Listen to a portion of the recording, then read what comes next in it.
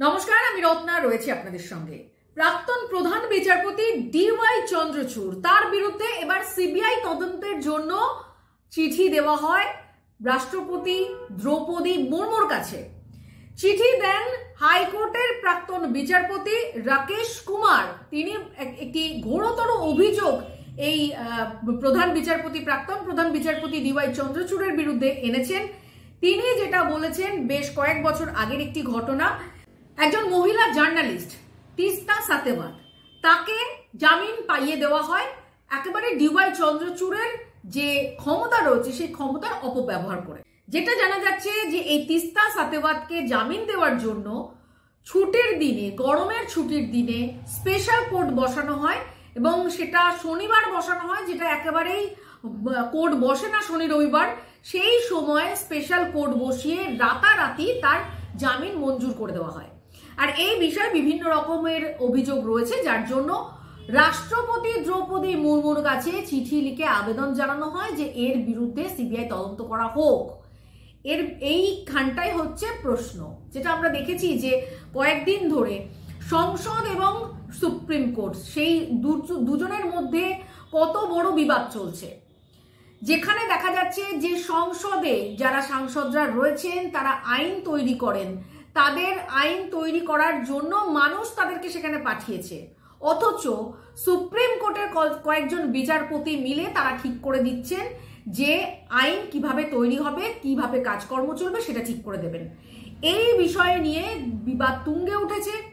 সেখানে উপরাষ্ট্রপতি জগদীপ ধনকর তিনি নিজের মতামত প্রকাশ করেছেন। তিনি বলেছেন যে সুপ্রিম কোর্ট রাষ্ট্রপতিকে যেভাবে আদেশ দিয়েছে সেই আদেশ একেবারে অসাংবিধানিক, অগণতান্ত্রিক। এভাবে আদেশ দেওয়া যায় না। যেটা আমরা সকলে জানি যে সংবিধানকে রক্ষা করার দায়িত্ব রয়েছে রাষ্ট্রপতির ওপর, এবং রাষ্ট্রপতি রয়েছেন সকলের ওপরে, দেশের সকলের ওপরে রাষ্ট্রপতির এমন ক্ষমতা রয়েছে যে তিনি একজন সুপ্রিম কোর্টের খুনি আসামি, ফাঁসির আসামি, তার ফাঁসি মুকুব করে দিতে পারেন, এমন ক্ষমতা রাষ্ট্রপতিকে দেওয়া রয়েছে। এবং তিনি সর্বশক্তিমান, তার কাছে সমস্ত ক্ষমতা রয়েছে। তিনি দেশের মানুষের জন্য ভালো কাজ করার, যা যা করার, তার সমস্ত কিছু কিন্তু তিনি করতে পারেন। এই জায়গা থেকে যখন এই ধরনের আদেশ সুপ্রিম কোর্ট দিচ্ছে, তখনই প্রশ্ন উঠছে তাহলে রাষ্ট্রপতিকে কি জন্য রাখা হয়েছে, তাহলে এত সংসদে সাংসদদের কি জন্য রাখা হয়েছে, এত ভোট করে লাভটা কি? তাহলে সুপ্রিম কোর্টে দু একজন বিচারপতি রাখলেই তো সমস্যার সমাধান হয়ে যায়। আর এই বিবাদের সূত্রপাত নিয়ে আপনাদেরকে একটু বলার চেষ্টা করি সহজ সরল ভাষায়। এই বিবাদের সূত্রপাত একেবারে তামিলনাড়ু থেকে। আমরা সকলেই দেখেছি যে তামিলনাড়ুর যিনি মুখ্যমন্ত্রী MK স্ট্যালিন, তিনি কেমন যেন একটা মানুষ, যিনি কিনা হিন্দুদেরকে বলেন যে হিন্দুরা হচ্ছে এইডস, ম্যালেরিয়ার মতন, তাদের রোগ জীবাণুর মতন হিন্দু ছড়িয়ে যায়, এবং হিন্দুদের সম্পর্কে তার অশ্লীল বক্তব্য আমরা প্রায়শই শুনতে পাই। বলা যেতে পারে তিনি হিন্দুদের দুচক্ষে দেখতে পারেন না, এবং সবসময় তিনি হিন্দি ভাষাকে কোনো মর্যাদা দেন না, হিন্দি ভাষার বিরুদ্ধে। এবং উত্তর ভারতের পলিটিক্স নিয়ে তার বিভিন্ন সমস্যা রয়েছে। ফলে এই যে স্ট্যালিনকে আমরা দেখেছি সব কিছুতেই একটা দেশ বিরোধী মন্তব্য, দেশ বিরোধী কার্যকলাপ করতে। আর এখানে দাঁড়িয়ে স্ট্যালিন বেশ কয়েকটি বিষয় নিয়ে সুপ্রিম কোর্টের দ্বারস্থ হয়েছেন। কি কি বিষয় নিয়ে হয়েছেন? যেটা জানা যাচ্ছে যে স্ট্যালিন বিধানসভাতে বেশ কয়েকটি বিল পাশ করেছেন, এবং সেই বিলগুলি রাষ্ট্রপতির কাছে পাঠানো হয়েছে। প্রথমে রাজ্যপালের কাছে সেই বিলগুলো পাঠানো হয়েছে। 10 থেকে 12টা বিল হবে, কি 11টা-12টা বিল হবে। সেই বিলগুলি রাজ্যপাল তার মধ্যে 3টি বিলে সই করে পাঠিয়ে দিয়েছেন আবার সেটাকে আইনে পরিণত করার জন্য, এবং বাকি বিলগুলি তিনি রাষ্ট্রপতির কাছে পাঠিয়েছেন, এবং রাষ্ট্রপতি বেশ কিছুদিন সময় নিয়েছেন। এবং সেখানে দাঁড়িয়ে স্ট্যালিনের বক্তব্য যে এত সময় কেন নিচ্ছেন, তার জন্য তিনি সুপ্রিম কোর্টের দ্বারস্থ হয়েছেন।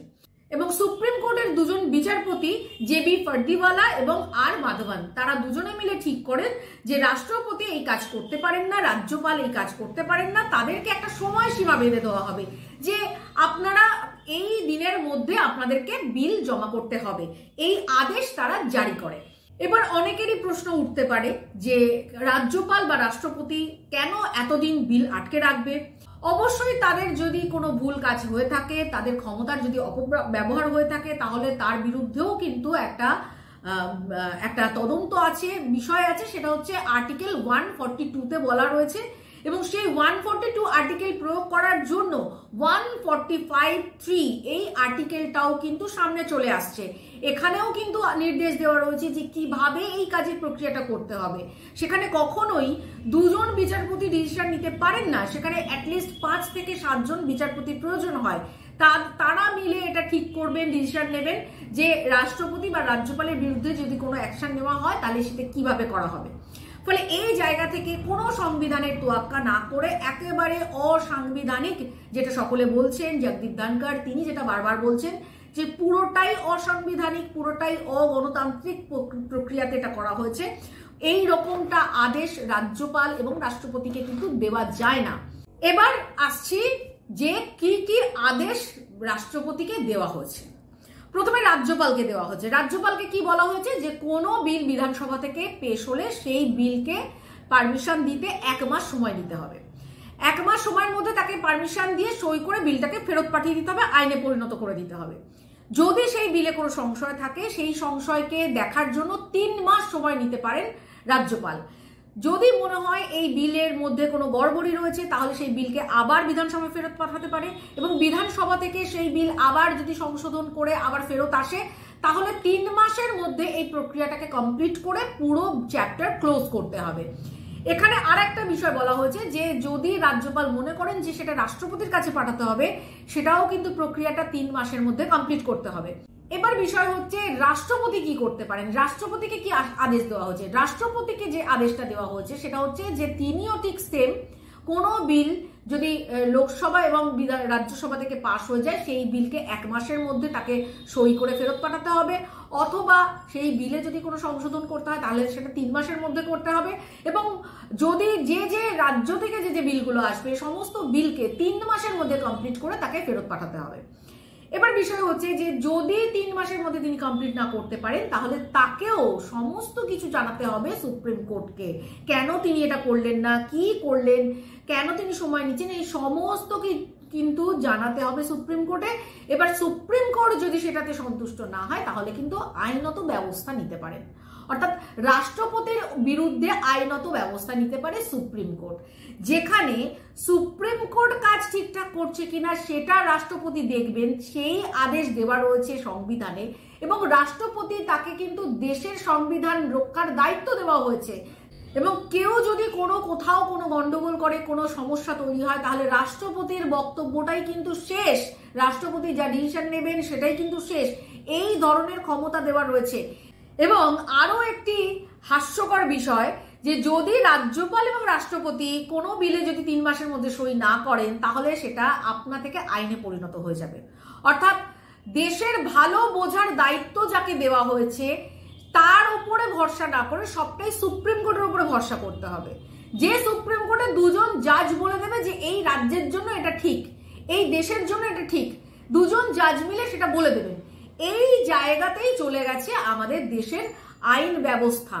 এবং সেখানে দাঁড়িয়েই কিন্তু জগদীপ ধনখড়ের এই বক্তব্য আমরা শুনেছি যে তিনি একেবারে অসাংবিধানিক বলেছেন এবং তিনি এটাকে নিউক্লিয়ার মিসাইলের মতন যে ধারা রয়েছে 142 সেই ধারার অপব্যবহার করা হচ্ছে। আর এখান থেকেই প্রশ্ন উঠছে যে কারা করছে এই জিনিসগুলো, কেন করছেন এই বিচারপতিরা এই ধরনের কাজ। সেখানেই কিন্তু প্রশ্ন উঠছে যে কলেজিয়াম সিস্টেম যে সিস্টেমটা রয়েছে, যে সিস্টেমটা নেহেরুর সময় থেকে রয়েছে, এই কলেজিয়াম সিস্টেমের মধ্যে কয়েকজন বিচারপতিকে দায়িত্ব দেওয়া হয়েছে যে তারা এই বিচারপতি ঠিক করবেন। অর্থাৎ যারা আইনজীবী তারা 10 বছর 15 বছর আইনের তারা প্র্যাকটিস করলেন, তারপর যদি তারা জাজ হতে চান তাদেরকে একটা তো পরীক্ষা আছেই, উপরন্তু তাদেরকে কিন্তু এই কলেজিয়ামে যারা রয়েছেন তাদের ঘনিষ্ঠ হতে হবে। যেখানে দেখা গেছে যে যারা বিচারপতি হয়েছেন এতদিন ধরে বিভিন্ন জায়গাতে বিচারপতি হয়েছেন, বিশেষ করে সুপ্রিম কোর্টে, তারা কিন্তু এই কলেজিয়ামে যারা রয়েছেন তাদের খুব ঘনিষ্ঠ, নয় দেখা যাচ্ছে ভাই, নয় দেখা যাচ্ছে বোনের হাজবেন্ড, নয় দেখা যাচ্ছে বোন, নয় দেখা যাচ্ছে মাসির ছেলে, পিসির ছেলে, এই রকম একটা ঘরানা কিন্তু এখানে চলে আসছে। আর এই ঘরানার জন্ম দিয়ে গেছেন কিন্তু নেহেরু, ইন্দিরা গান্ধী এরা। ফলে এই জায়গা থেকে একটা ঘরানা তো রয়েছেই এবং এই কলেজিয়াম সিস্টেমের জন্যই আজ হয়তো এই ধরনের একটা মন্তব্য করতে হলো, এই ধরনের একটা আদেশ দেওয়া হলো রাষ্ট্রপতি, যিনি কিনা দেশের একেবারে শীর্ষে রয়েছেন তাকে। এবং এর আগে যেটা আমি বললাম ডিওয়াই চন্দ্রচূড়ের বিষয়ে, তিনি যে কাজটা করেছেন, এই ধরনের অপব্যবহার কিন্তু অনেক জায়গাতে আমরা দেখতে পেয়েছি। জগদীপ ধনখড় তিনি এটাও উল্লেখ করেছেন যে যশবন্ত বর্মা, যিনি বিচারপতি, দিল্লি হাইকোর্টের বিচারপতি, তার ঘরে যে কারি কারি টাকা পাওয়া গেছে তার কোনো হদিশ নেই, এবং সেই জায়গাতে কত টাকা পাওয়া গেছে তার বিরুদ্ধে কোনো এফআইআর করা হয়নি। শুধুমাত্র তাকে কি করা হলো, একটা ট্রান্সফার করে দেওয়া হলো, যে তিনি আগে যে হাইকোর্টে ছিলেন, এলাহাবাদ হাইকোর্টে, সেই জাজ হিসাবে আবার ট্রান্সফার করে দেওয়া হলো, এবং তার বিরুদ্ধে যে তদন্ত কমিটি তৈরি করা হলো সেই তদন্ত কমিটিতে তারাই রয়েছেন, অর্থাৎ বিচারপতিরাই বিচারপতির কমিটি তৈরি করে তদন্ত করছেন। এখানে কোনো পুলিশের ব্যাপার নেই, এখানে কোনো সিবিআই ইডির এই সমস্ত ব্যাপার নেই।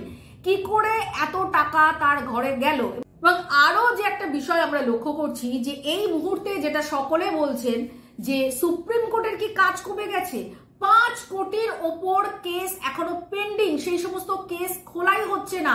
বহু মানুষ আছেন যাদেরকে জামিন দেওয়া হচ্ছে না, দিনের পর দিন, বছরের পর বছর তারা বিনা কারণে সাজা তাদের হয়ে গেছে, তারা সেই সাজা পালন করে নিচ্ছেন, এবং এমন বহু মানুষ আছেন যে তাদের মৃত্যু পর্যন্ত হয়ে গেছে, তাদের বিচার পর্যন্ত হয়নি। ফলে এই 5 কোটির ওপরে ফাইল যেখানে বন্ধ রয়েছে, সেখানে রাতারাতি এভাবে দুজন বিচারপতি মিলে এই এত বড় একটা সিদ্ধান্ত নিয়ে নিলেন, এটাই কিন্তু মানুষকে ভাবাচ্ছে যে তাহলে গণতন্ত্রের কি ক্ষতি হচ্ছে। আমরা যে এই ভোট দিয়ে এত মানুষকে আইন তৈরি করার জন্য সংসদে পাঠিয়েছি, তাদের কি তাহলে কোনো ভূমিকা নেই? তাহলে কি সুপ্রিম কোর্ট যা করবেন, সুপ্রিম কোর্টের 2-1 বিচারপতি যা করে দেবেন সেটাই আমাদেরকে মেনে নিতে হবে?